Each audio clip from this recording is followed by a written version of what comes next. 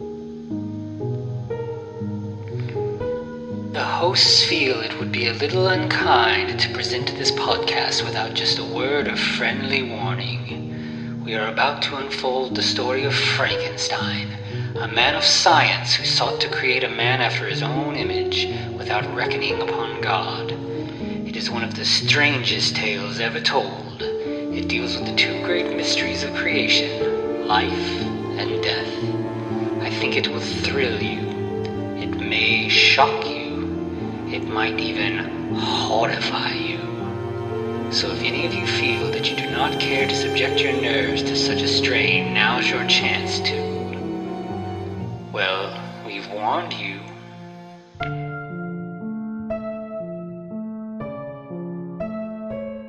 Welcome once again to the Frankencast. I'm the mad scientist, Anthony Bowman. My pronouns are he, him, and I'm joined as always by... Anthony's conventionally attractive yet hunchbacked assistant, Eric Velasquez. My pronouns are also he, him. So yeah, we were just talking before we hit record, but this movie's something. I did not remember much about this one at all. As will be clear if anybody listened to the last episode, and I was like, oh yeah, we're going to see so much more Frankenstein in this one. And not so much. No, we definitely do not. So I read, by the way, as always, make sure that you're watching the movie before listening to the podcast because we're going to spoil so much. But already going into it, I want to say that I read a blurb that said this was the last of the serious Universal Frankenstein movies. I'm not sure how serious I would really describe it.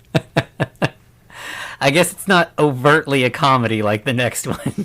No, not overtly, but this is the most B movie I think we've been. Oh, for in the sure. whole series.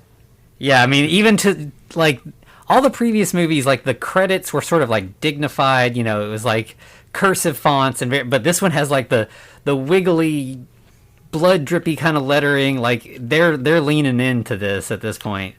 Yeah, I hope you like cheese and you're not lactose intolerant. Yeah, you go from drippy letter credits to the return of the Flappy Bat on string gag. Eventually played by John Carradine as Dracula making a return. Yeah, and the transformation sequence I think still pretty cool. Like they do the thing where the bat sort of like turns into a silhouette and then expands out into like, you know, cape raised Dracula, and then, you know, then the silhouette goes away and you see him standing there. Yeah, I feel like these movies are basically kind of the blockbuster sci-fi effects or special effects monsters that we would see later on, starting kind of with the Jaws blockbuster tentpole series or types of movies. Oh, yeah, for sure. Yeah, I mean, I that's definitely what these are for their time. And that's mostly what they're focused on, especially in this one. Yeah, especially at this point in the series. Like, you don't make, you know, 7 movies at this point to make high art, you know? Like, right. Yeah, there's definitely no... I mean, there's some story that is tied together, but is with the loosest string you could find. And that string is holding up a little Flappy Bat. Yep, exactly. But I will say that at the very, very end, they make what I think is an egregious sin. Now, I hope someone will correct me, but when we get there, I'll talk about it. All right. Yeah, I'm looking forward to that now. Yep, but once again, we have Lon Chaney Jr. as Larry Talbot making another return. Glenn Strange, once again, as the monster in his second outing. This time we have a few new faces with I forgot. Our Lionel Atwill is Inspector Holtz this time around. So once again, he started off already high up in the police department. Then he just got a promotion to doctor and eventually mayor. And then now he's been demoted back down to inspector. So he's fallen pretty hard on rough times. Yeah, and back-to-back 2 movies where he's an inspector and he's just a different dude. Like, they could have given him the same name. It would have been fine. But right, yeah, exactly. I mean, it takes place in Visaria again, so, you know, we're back there, even though it looks completely different again. So, yeah, we have Dracula. He, you know, does his bat thing. Then he enters this house, basically creeps up into this house, wakes up a guy who we soon learn is a doctor. and they kind of have this conversation. Like, the doctor is pretty accommodating for, like, waking up with a dude standing over him in the middle At of the night. 5 o'clock in the morning. Yeah. He's like, 5 o'clock in the morning. Oh, hello. No, get out of my house, please. What are you doing? Yeah, and it's not a, it'd be, if you're a doctor, I guess you're used to some kind of strange, but it's not like a guy wakes him up and is like, my wife just, cut her arm off or something. It's a guy who's like, what do you think about the concept of immortality and vampirism? Like, right. Get out of here with that shit. I'm trying to sleep. Right, exactly. He introduces himself as Baron Latos, by the way. Yes. Yeah. But what a conversation. Yeah, and the doctor's like, well, I'm skeptical of supernatural forces. I'm a man of science, but sure, let's get up and we'll discuss this further. Right, exactly. Let's go for a walk, and Dracula's kind of leading him around the house, which is kind of a weird thing to begin with. It's like, oh, you're walking me around my own house. Yeah, let me take you to the basement and show you something that you might be surprised to see in your own basement. Yeah, at 5 o'clock in the morning, a random stranger appears in my home, asking me to go to the basement with them. No, we're going to the inspector first thing. You're leaving. Good evening, sir. But instead, the doctor's like, sure, let's go. And then he's like, there's a coffin down here. I don't remember there being a coffin in my basement.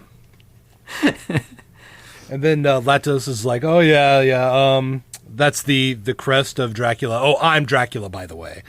So I don't know why I even bothered with the other name, except for the benefit of other people and the audience, effectively, at this point. So, yeah, he says, basically, he wants to be cured of being a vampire, and he's heard that the doctor is very helpful to people in need. Yeah, they discuss vampirism, lycanthropy, and apparently the doctor has a theory that it has something to do with the brain. It's all brain-related, so which probably ties into Frankenstein, the Frankenstein monster later on.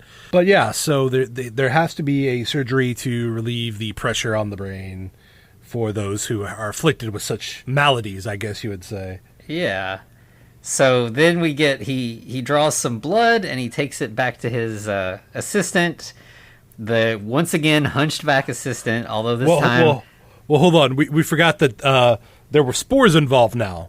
The medicine that he's going to use on these people is derived from these spores in the special plant. I mean, he talks about that more later, but he hints to, once again, the individual you were about to discuss. Yeah, I was thinking that he mentioned it, but yeah, I guess he does mention it to Dracula. But yes, he goes and he has this, like we talked about last time with Daniel being just like a conventionally attractive man with a coincidental hunchback. Now you just have this like very attractive woman who just has a hunchback. Right, she's gorgeous with just a hunchback. Yeah. That's it.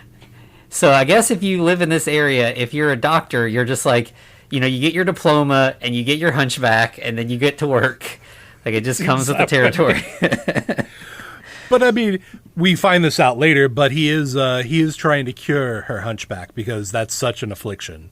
That's when he starts talking, or he goes like into more detail with the spores and is like, he has this idea that these spores can somehow like reshape bone, so he could like give her the spore medication and then like her hunchback will turn to clay basically, and he can just smooth it out, mold it. Yeah. Why would you even touch that stuff if it could do it? How did you find out about it? That would be a great Tales from the Crypt episode. Yeah, I mean, like, you're trying to pick them and your fingers are turning to Play-Doh and stuff. Right. Yeah. But so, yeah, he has her make a slide of Dracula's blood, which then he looks at through a microscope, and Dracula's blood has, like, little scorpion tails go. All the blood cells look like little dragons. It looks like a little, like, just a regular slide of blood cells with little, like, dragon tails and wings drawn on them. Yeah. Like, I mean, it's rough. Yeah, it's definitely like somebody just hand drew those on there and didn't try to like make it sneaky at all. No. But so the doctor looks at that and is like, "Oh, you have this peculiar parasite. That's what that is. Your blood has a parasite. So possibly in your case, we can cure it with just a simple transfusion." Yeah, that's it. But of course, Dracula he's not just there for the transfusion and to be rid of his vampirism. He's also there for a Miss Melitza Morel. By the way, Morel is a type of fungus to bring that one back. So, I mean, I don't know if that's what they meant, but we'll give him a little credit. Yeah. I mean, there was definitely effort put into this movie, especially from the actors and a lot from the design team and things like that. Maybe not so much the writers, but I want to hope that in this one case, that's exactly what they meant. Yeah. So then they start doing the transfusion. And it's the doctor's just like, all right, I'm just going to lay out here. You can just hook us together and transfuse away, nurse. So while what was the hunchback nurse's name? Nina. But Nina, yes. We skipped a lot, dude. I thought they do the transfusion and then that's when Talbot shows up, right? Or did something happen? I'm sorry. Talbot shows up just before, as they're about to do the transfusion. Yeah, I'm looking at my. Yeah, he's wanting to talk to the doctor, and so Nina's doing the transfusion. Melitza is upstairs, and she's like, "I can't." The doctor's in the middle of a procedure, and like Talbot's like, "This can't wait. It's got to go now." And so like he finally just like leaves. He takes off. As we know, if Talbot can't wait on something, it's probably because he's about to wolf out.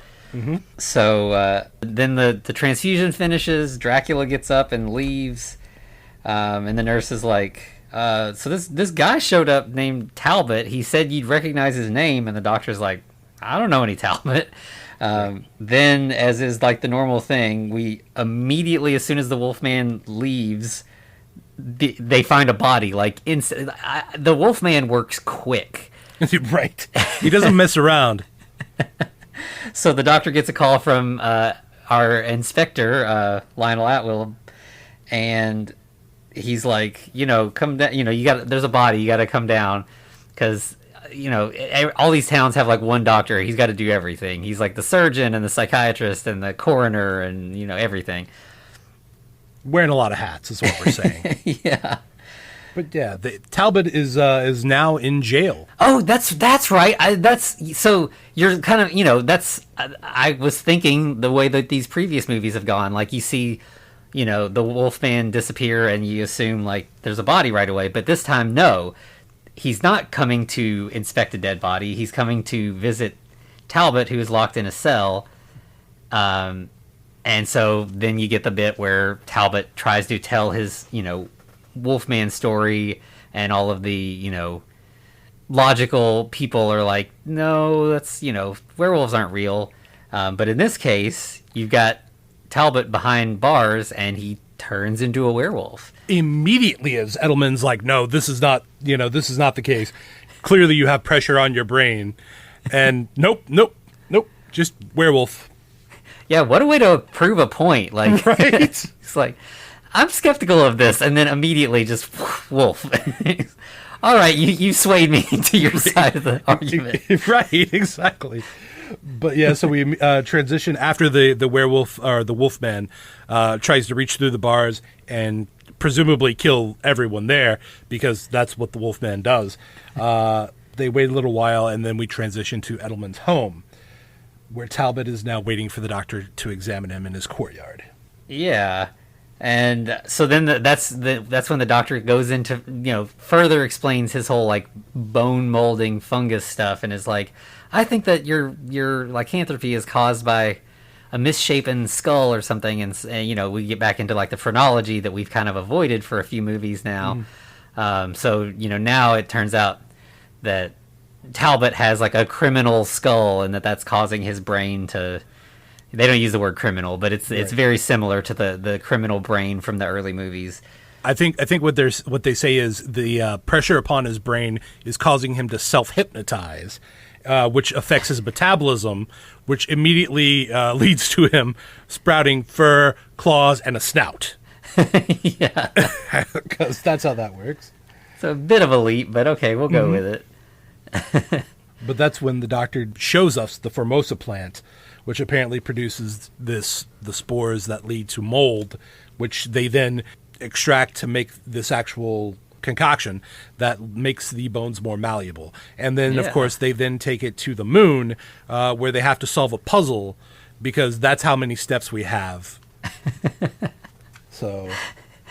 And then this next scene is, like, I, like, literally laughed out loud at it, because the doctor's like, okay, so we're working on it, we've got a good plan in place, we think we can cure you, we'll have to confine you for the night, since there's still going to be a full moon, and then we'll, hopefully here in the next few days we can get you squared away. And Talbot's immediately like, I can't go through this again, and he just jumps off a cliff. Jumps off a cliff! He's been a werewolf for, like... Yeah. For like 3 or 4 movies now, but suddenly I can't wait one more night. Exactly. This is at least a few decades in universe that he's been dealing with his lycanthropy. Just one more night would be fine. Yeah. I don't immediately think diving into the ocean would be my recourse, I don't feel that that's where I would go. But as to be expected, he doesn't die because, which again, he knows he's immortal. Right. The best he can hope is he's just going to float away and just be a werewolf in the ocean for the rest of his life, which would be nightmarish. How much worse? Just floating around for eternity, every 28 days or so, turning into a wolf, and then just being a dude again for 28 days. But as luck would have it, there's a cave at the bottom of the cliff, and he's washed into that. Literally the most convenient cave that has ever existed. Like, they create a pulley system to lower the doctor down in there to see what has become of Larry Talbot. And they immediately lower him down into the cave's entrance. It's right there. Larry's probably been chilling there for the whole day since he dove in. And they find... more spores to get the cure faster, and Frankenstein. It's the perfect environment for the spores. And, of course, like you said, Frankenstein with the skeleton of Dr. Neiman. Yeah, this is like cave ex machina. Everything we need is in this cave. Exactly. Now, one thing I did notice, there are a few technical errors here. If you're paying close enough attention, you'll think, Dr. Neiman's skeleton is slowly like gliding down these, I guess, quicksand, but no, it's Glenn Strange breathing.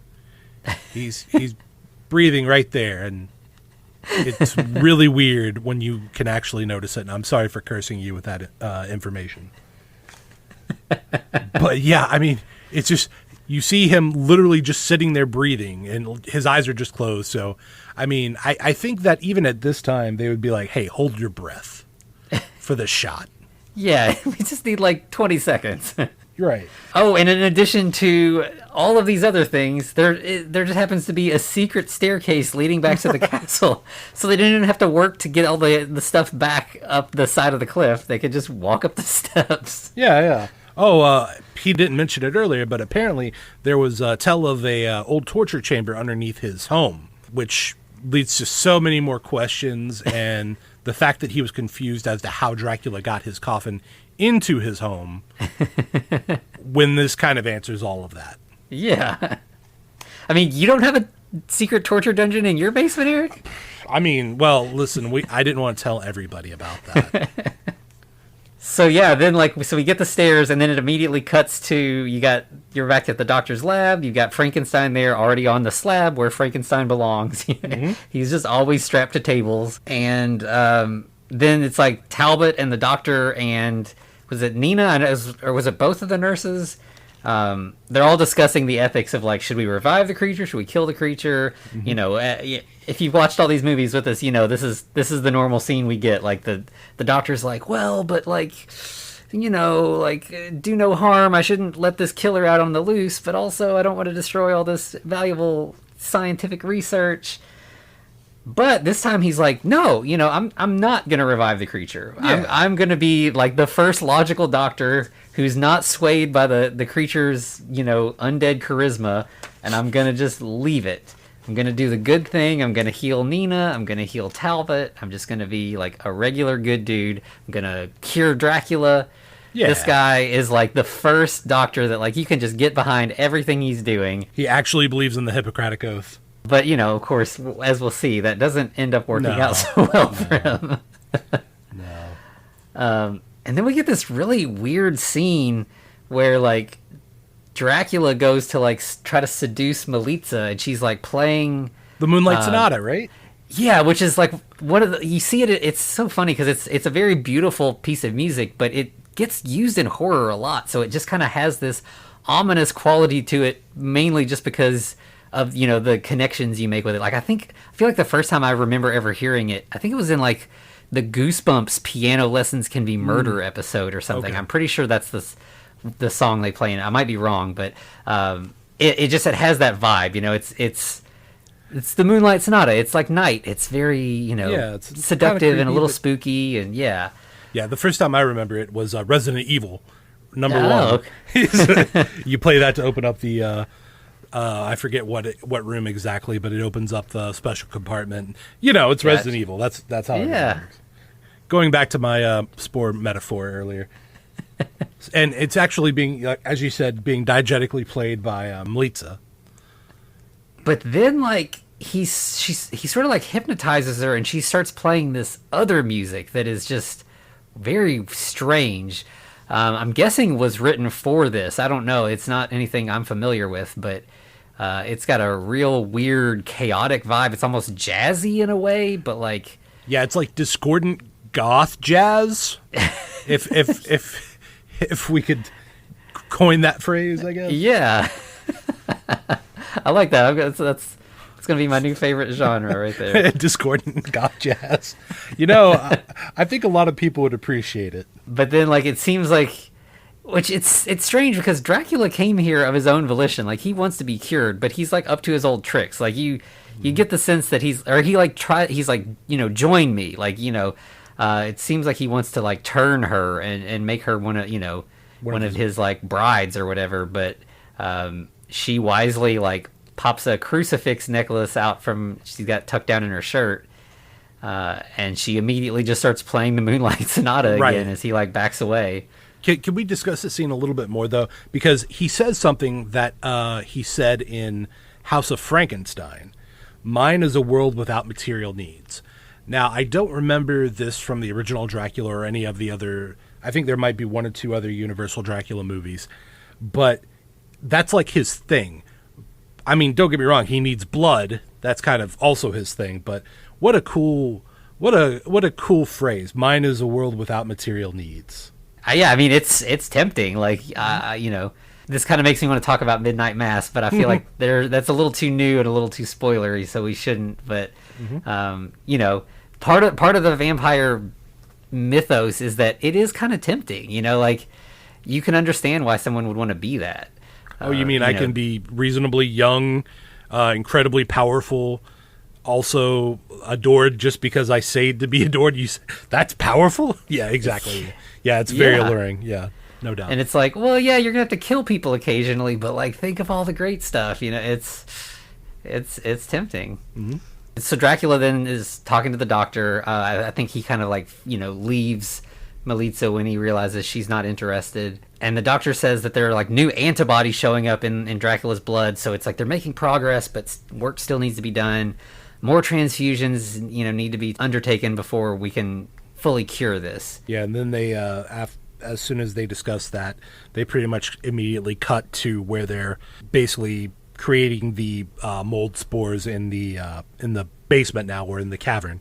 And this might be the one scene that allows this movie to pass the Bechdel test, because Nina and Melitza are just talking about how Melitza's doing right now. She's like, "Oh, you're kind of dazed. You look a little tired. You need to go lay down." So, I mean, obviously, Nina is kind of the heart of this movie in that she cares for everybody. But then, like, just mid-conversation, Melitza just kind of trances out and just starts, like, walking up the stairs. And, you know, it's those, like, long sort of stone steps at the side of the wall, and Nina sort of follows her to see what's going on.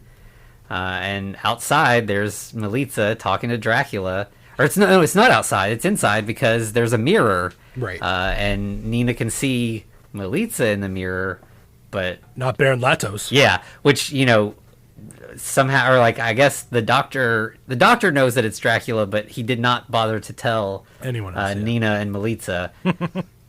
So Nina runs to tell the doctor, and I saw Melitza talking to the Baron, and he has no reflection. And suddenly the doctor's like, oh, this is going the same direction that it always goes. I can't save this. I can't prevent Dracula from doing what Dracula does. And I've put my help at risk, and that's, again, going back to he's just like a good guy, and he's like weighing the pros and cons here. Saving Dracula is not worth putting other people at risk who, are innocent and didn't ask to be put at risk. Right. So he comes up with this plan where he's going to like do a different kind of transfusion that's going to kill Dracula.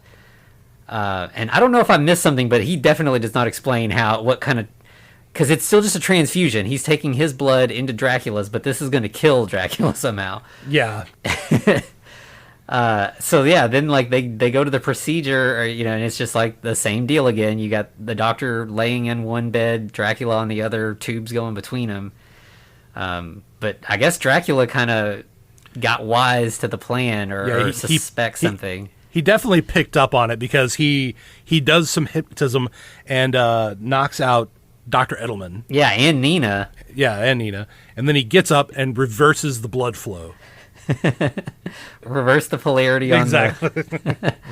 And so then he's giving the doctor his blood, which goes like that's the standard thing. That's how you turn somebody into a vampire, is like a vampire can drain somebody and they die, or they can drain somebody and give them some vampire blood in return and they turn into a vampire. But in this case, it's not quite that cut and dry. So yeah, he transfuses to the doctor and then like turns into a bat again and flaps away. And then he goes back to Maritza's room, right? Yeah, Melitza's room. Yeah. He's basically like, okay, I'm going to do what I came here to, possibly really came here to do, or, my plan B is to turn Melitza. Yeah. But at that time, everyone's woken up. Larry gets wise to the situation, wakes up Edelman, Nina. Edelman comes running in with a crucifix and just points it right at Dracula. Immediately, he just bolts out of the room as everyone else comes in. Yeah, so he flees to the coffin, which the one thing I'll say about these past couple movies with Dracula is that, like, they really showed that, like, how weak vampires are, like, how their weaknesses are very, like, their strengths are very overshadowed by how easily their weaknesses can be used against them. Yeah. So he like flees to his coffin, he gets in, he's safe, except he's now in a coffin and everybody else is out and fine. So the doctor just like scoots the coffin over like 2 feet. And there's a window with a beam of sunlight. So he just opens up the coffin again and instantly Dracula's poof back into bones. I mean, come on. Doesn't Dracula know that this is the reason why you have familiars? You've got to have people to watch your back while you're sleeping. Yeah, I mean, he had Renfield in the early movies, exactly. But he's definitely slacking lately. And so as soon as he turns to bones, Melitza is cured. Her trance goes away. She's fine. But she's entranced by someone else now. That hunk of man now with a pencil mustache, Larry Talbot. Yeah. And then like we get this scene where like the doctor is looking at himself in the mirror, and at first it's like you can't quite put your finger on it, but he looks a little off, like he just doesn't quite look like himself, and then he just vanishes from the mirror. Mm-hmm. So it's like, oh no, like he, as I was saying, like he's gonna vamp out now. But instead we get this really weird sort of like dream sequence. Yeah, it starts off with the spinning light thing in all the Frankenstein movies that lights up whenever they're powering him up. Yeah, it's like almost like he's being hypnotized. You see Dracula kind of like coming into screen. It's almost like the ghost of Dracula rising out of his casket, right? Yeah. And then you just get this whole sort of thing where like you get to see a bunch of different scenes play out of things that might happen or that have happened. You get like some clips of previous Frankenstein movies. You get some scenes of like what might happen if this doctor were to revive the creature. You get a scene of him like trying to heal Nina. It's sort of just like there's so many possibilities. What could happen? Right, and I kind of wish they had went down that path. I mean, they kind of do, but not to the extent of the dream sequence. Maybe they ran out of budget. That might be a possibility, because this looked like there was some stuff going down. Basically, he was fully taken over by the blood of Dracula, and he was using the monster to rampage throughout the town and maybe even the world. But as you said, he was going to effectively knit Nina back together, and she was going to be her true movie starlet self, walking down some stairs in a white gown with a train and all that stuff behind her. Yeah, that's his plan. Yeah, but so then he wakes up and starts working on reviving the creature, and you kind of get a sense that as it starts to play out, that even though it's like vampire blood, it's almost like a retelling of like Dr. Jekyll and Mr. Hyde too. Like, right, there's sort of this, the doctor kind of goes back and forth, and it kind of like physically he changes, you know. He kind of like is like the clean cut doctor, and then he's like the shaggy doctor, and then he goes back to the clean cut doctor. Right. But yeah, in this moment he's the shaggy doctor trying to revive the creature. Can we talk about the Universal dark cinematic dark universe, whatever they were planning, that has now clearly fallen through? Because this would have been a great way to introduce Dr. Jekyll, or Jekyll, however you say it, however you particularly say it, because I've heard it pronounced both ways. Yeah, I've heard it both ways too. Yeah, this would be a great origin for him if they were to redo those movies. Yeah, I was really excited about the possibilities of that, and you know, not surprisingly, but yeah, of course, it all kind of fell apart. Yeah, and I think there's some talks of like some maybe one-shot things that might still be coming, and I'm hopeful for those. I guess when those come down the road, if they fit in with what we're talking about, we may get to those. Maybe we can inspire it. Who knows? But I mean, so far the only good thing that has come out of that is the new Invisible Man. Oh man, that new Invisible Man, so right. Good. So we've had Dracula Untold, which is not great. I mean, it's a fun action movie. Then there is The Mummy, which was not good at all. No. So yeah, here's the hoping. Yeah. So then you got the doctor working on the creature. Nina comes in and is like, "You seem out of sorts, doctor. You know, like what? You know, you seem kind of ill." And you know, he's like, "I'm fine. It's you know." He does the whole like cranky brusque doctor thing, like I'm in the middle of something, I'm busy. Yeah, but she's like, "Here's some coffee. This will perk you right up." And like it kind of does. Like it's sort of, you know, she says like we've got enough spores collected now to do one operation. And he's like, "Oh, okay. Well, you know, I'll take care of you. You know, I've promised you that I'd heal you, and you know, you've been waiting and so patient, and you've helped me get through all this, so we'll get you taken care of." And she's like, "No, you know, of course it has to be Talbot first. Like, right. I can wait. Talbot's the priority. Talbot's in danger. Talbot puts everyone else in danger. I'm fine. You know, I can be patient." Yeah, I've waited for a little while. I'm not going to immediately jump off the side of a cliff because I have to wait a few days. Yeah.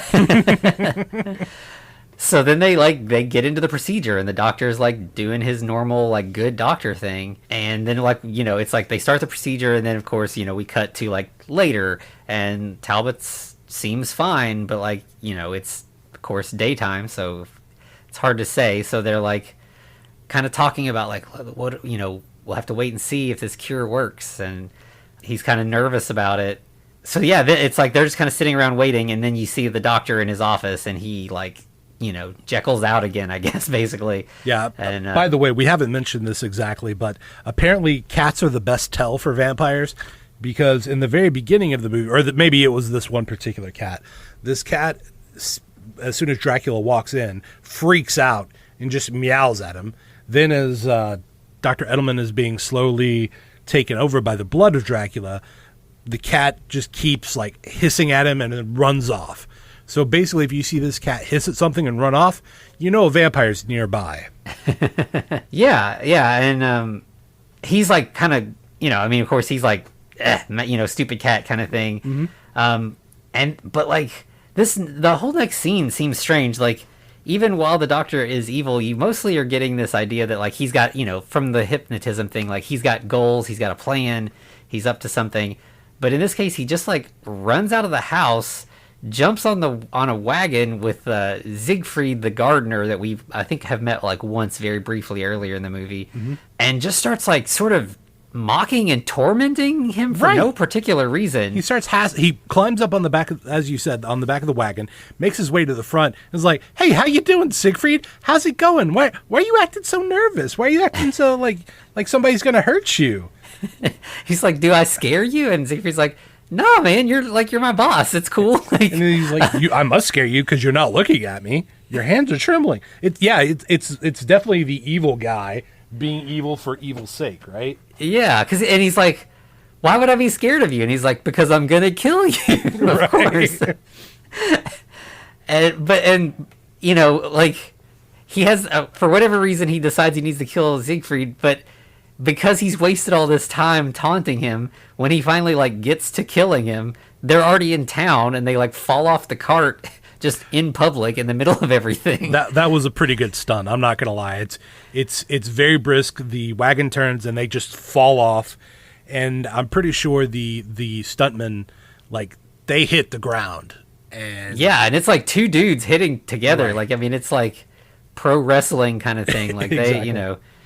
But yeah, they, of course, so then like he chokes out Siegfried and like people are just around and they're like, you know, a murder just happened. What's going on here? And the doctor runs off and runs home. And you get this whole like angry mob scene where they're like chasing him all through the town and he's like climbing up the side of the building and stuff. But as much as like the town is like on it, they, I guess, think that this is like a werewolf rather than just like a shaggy dude. Yeah, I mean, it looks like the doctor just choked Siegfried, but apparently he ripped his throat out. Yeah. But they don't show that because this is the late 1940s, and that's a lot of gore. Yeah. But Inspector Holt comes barging into the house of Dr. Edelman and immediately believes it's Talbot, because Talbot is a werewolf, or at least he claims to be. He's definitely a lycanthrope. Yeah, and so they kind of do this whole like interview, like the inspector sort of talks to Talbot and the nurses and the doctor, and you know everybody's like, "No, he was here. Like we were here with him. We think he's cured, but like, you know, it couldn't have been him. Like we've been around." And so the inspector's like, "All right, but I'm watching you. You know, like he's got the point the fingers at his eyes and it Talbot kind of deal. Like I'm on to you." And as soon as everybody leaves, Talbot's like, "So, Doctor, I figured this thing out. Like I saw you get in the wagon with. Saw him coming back, yeah. I saw you with Siegfried. I saw you climb up the wall. Everybody chasing you. Like, let me help you out. Like you helped me. We can figure this out together.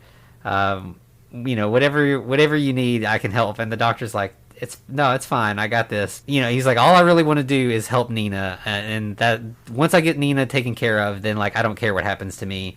But if things get real bad, you know, kill me, basically. So like he's now, they've like Talbot and the doctor sort of switched places. Yeah, definitely.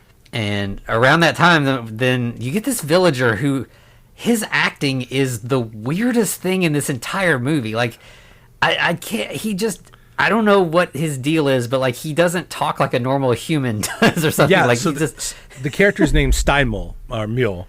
He's apparently Siegfried's brother. Yeah, so he finds a pendant in Siegfried's hand. Like this is the most like nice coincidence of all time. Like this rivals the magic cave from earlier. Siegfried is just like holding a pendant that is basically like a little metal business card for the doctor. It's got all the doctor's credentials info and everything. Yeah. And he's like, this makes me think that possibly the doctor might be involved in this murder. And like you said, the delivery is so wild because it's kind of like he's spaced out, but also he's crafty. I don't know how else to describe it, because he says everything in such a like monotonous tone, kind of. I would almost say it's bad acting, but it's not. Yeah, it feels intentional, but like, yeah, I don't know what kind of choice he's trying to. What he's trying to. It is a choice. Yeah. Like, I mean, it's almost like the spooky. Well, it must be Dr. Edelman. Yeah. But I mean, he sells it. Yeah. By the way, the actor is named Skeleton Nags. That's what quite a name. Yeah. I'm sure it's a pseudonym, but that's all I could find about the guy. And I do want to give a shout out to both Nina and Melitza's actresses, because they kind of carry the movie on their back to a degree. So let me shout them out. Martha O'Driscoll is Melitza Morel, and Jane Addams is Nina. Yeah, and for this movie, yeah, like, you know, everybody else is like, you know, kind of doing their own thing. It's a lot, like, none of the characters are in it as much as you'd think, and yeah, the nurses kind of like are the glue that holds all of the different disparate stories together. Right. So then then we get to see that the full moon comes up, and Talbot finds that he is indeed cured. He's, you know, no longer a wolf man. So who knew that brain surgery could remove the mark of the beast and cure you of lycanthropy? Yeah. It's wild. Yeah, it goes back to like Dr. Neiman in the last movie wanting to like just swap brains around. He was focusing on the wrong thing. He just needed to mold that skull a little bit. Yeah, I mean, with that mold toxin or concoction, whatever you want to call it, I mean, you could literally just mold their skulls into whatever you want them to be. Just pull that brain right out.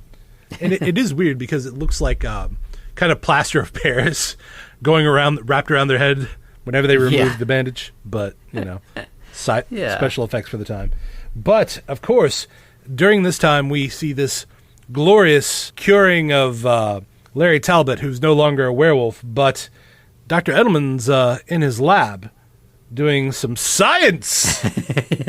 And he's trying to resurrect our good friend, the Frankenstein monster. Yes. So, yeah, then we're down to, at this point, I mean, less than 5 minutes of the movie. Right.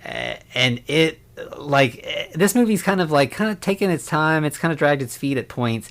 And then, like, I had to rewind this like 3 times while I was taking notes because so much stuff was happening. Like, I just couldn't get it all down. Right.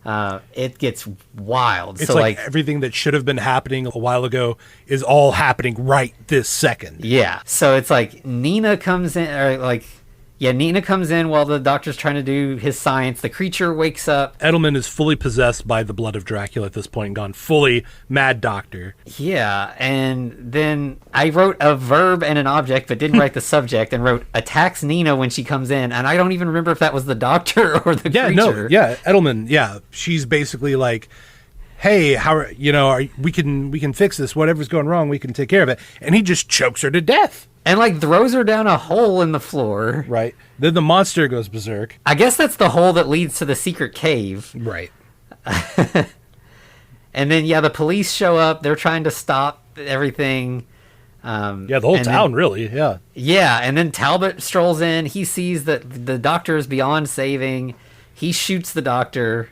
Well, the doctor also says, you didn't follow through on your promise, did you, Mr. Talbot? Oh, yeah, he's like, you told on me. You told the police. You said you wouldn't.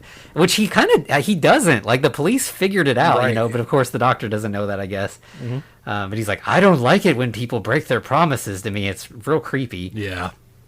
So then Talbot shoots him, and the creature sees the doctor fall, and, as the creature is wont to do, like, he is immediately on the doctor's side since the doctor just woke him up. Right. So he attacks Talbot, and the inspector in the middle of all this gets thrown into some electrical equipment and gets, like, either electrocuted to death or electrocuted to unconsciousness. I think the creature does that. Right. I mean, it is hectic. And then Talbot pushes over just a whole kind of a whole, not shelf. What am I trying to think of? It's like it is like a shelving unit. It's like it's like a yeah. And he just pushes all the chemicals over on the monster. Yeah, and so then the monster kind of falls back, and, like, there's a fire going between, like, the electrocution of the inspector and all the equipment falling. Stuff's on fire. Talbot, like, runs out and talks to the crowd and is like, the Frankenstein monster is in there. It's trapped. The building's burning. Let's get out. So everybody's, like, escapes the castle, and we get one of those, like, great stunt scenes where, like, you got the creature, there's fire all around him, the roof collapses on him, it's Can probably all foam, but it looks This cool. is what I want to talk about, Anthony. This is the thing I mentioned earlier. Can we talk about this? Because I watched this and I was like, that's familiar. That looks really familiar, where the column comes falling down on the Frankenstein monster. They reused the ending of Ghost, Anthony. It's the same footage? It is the same footage. Like, I swear to you, I looked back. That is Bela Lugosi in Frankenstein monster makeup. I mean, I could be wrong. I did not even notice that. I could be wrong, but I swear to you, that looks exactly the same. That's incredible. Yeah, because I remember we talked about how great that scene was the first time. Right? Oh, man, that's funny. Yeah, they didn't even use Glenn Strange at the very end. It is all Bela Lugosi. It looked like. I need to double check my sources, but I am about 80% certain. If they did not use the exact same footage, they definitely made it look very similar. Yeah, I'm gonna have to compare that. But yeah, I believe you based on the way the rest of this movie has gone. Like, right. It's definitely believable, and these movies have not shied away from using old footage for like flashbacks and stuff in the past. Yeah, but that's the end, by the way. Yeah, the building collapses on the creature, and it's each one of these movies progressively like tries to outdo the last one for like the most abrupt ending. Right. There's no payoff really. I mean, there kind of is in the escape of, and hopefully happy life of, Larry Talbot and Melitza Morel. But yeah, I mean, you better have your neck brace on because you're going to get whiplash. Yeah, and the worst part, like usually in these movies we get like the innocent people get to escape, and in this I feel like the most pure innocent people in the movie are Nina and the doctor before he turns. Right. Like. He is just so good-hearted, and like the moral of the story is like if you're so pure and kind-hearted, like you will get screwed over. And so they both end up dead. Yep. They both they're just left in the burning building, or I think they were both dead before the fire, but if they weren't, then the fire definitely finished them off. Exactly. And that's the way it ends. Yep. And like you were saying earlier, this is deemed like the last serious Frankenstein movie, which obviously points to the next movie, which is, the only not serious Frankenstein movie, which also features Dracula and the Wolfman. And I don't remember if it tries to fit any kind of continuity together. These movies have slowly sort of like relinquished the desire to have any kind of continuity anyway. I mean, like, we had Dracula die in the last movie pretty definitively. There's no reason why he's back. Yeah. Yeah, it's never discussed. Larry Talbot's fine. Again. Yeah, it just immediately starts the movie with him, and I was kind of like, wait, how did this happen? Yeah, and so, we know, I know that there is a Wolfman in the next movie, and I believe it is, it's still, Lon Chaney Jr. as Talbot. Yeah. I don't know if it tries to, like, explain how Talbot is Wolfman again, or what. I'm curious because like I loved that movie, but it's been a little bit since I've seen it. I think that it was probably the one that I'm like the most like looking forward to because it's so much fun. Yeah, it's really great. If I'm not mistaken, and I could very well be mistaken, this could be another movie, and I've just smashed them all together. But I believe this is the first one that actually combines like all of the Universal horror monsters except for Gilman, kind of under the one umbrella, because I believe this not only features the Frankenstein monster, the Wolfman, Bela Lugosi as Dracula one more time, I believe. I'm almost certain about that. As a matter of fact, I am certain about that. And it also, unless my memory has eluded me, and like I said, I've mashed two movies together, I believe also has The Invisible Man and a few gags, as well as Dr. Jekyll.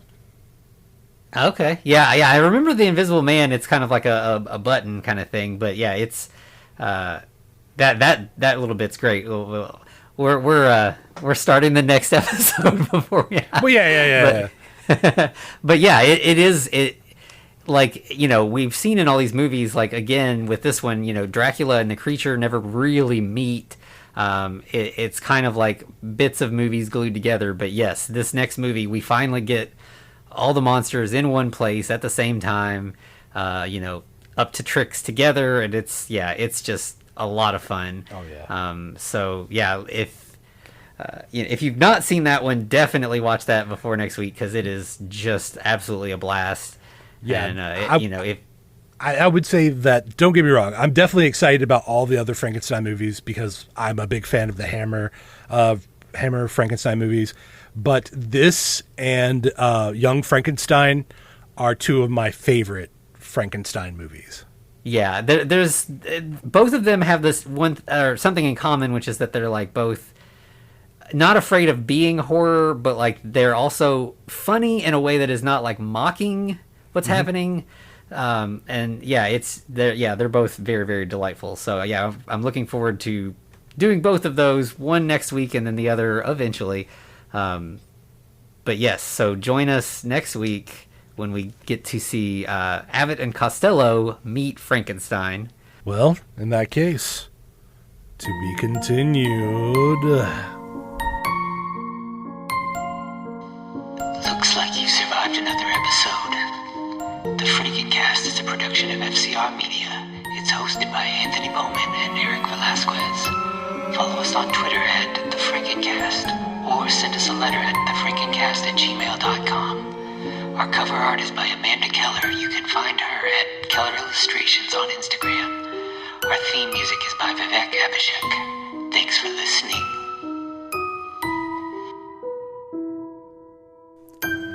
Oh, and if you're still here, that totally was the same footage.